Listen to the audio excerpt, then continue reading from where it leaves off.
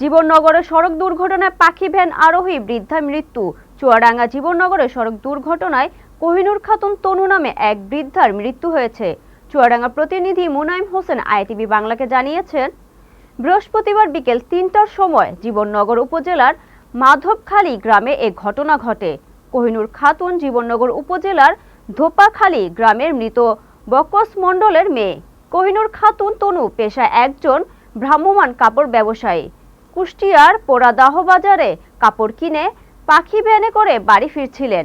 ভাদুর মোড় নামক স্থানে পৌঁছালে পাখি ভ্যান চালক নিয়ন্ত্রণ হারিয়ে রাস্তার পাশে গাছের সাথে ধাক্কা লাগে। এতে কোহিনুর খাতুন তনু পায়ে এবং বুকে আঘাত পেয়ে গুরুতর আহত হন। মুমূর্ষু অবস্থায় তাকে উদ্ধার করে জীবননগর উপজেলা স্বাস্থ্য কমপ্লেক্সে নেওয়া হলে কর্তব্যরত চিকিৎসক তাকে মৃত ঘোষণা করেন। জীবননগর থানা অফিসার ইনচার্জ মামুন হোসেন বিশ্বাস বলেন, আবেদনের প্রেক্ষিতে বিনা ময়না তদন্তে লাশের দাফন অনুমতি এবং ঘটনাটি তদন্তপূর্বক পরবর্তীতে ব্যবস্থা গ্রহণ করা হবে।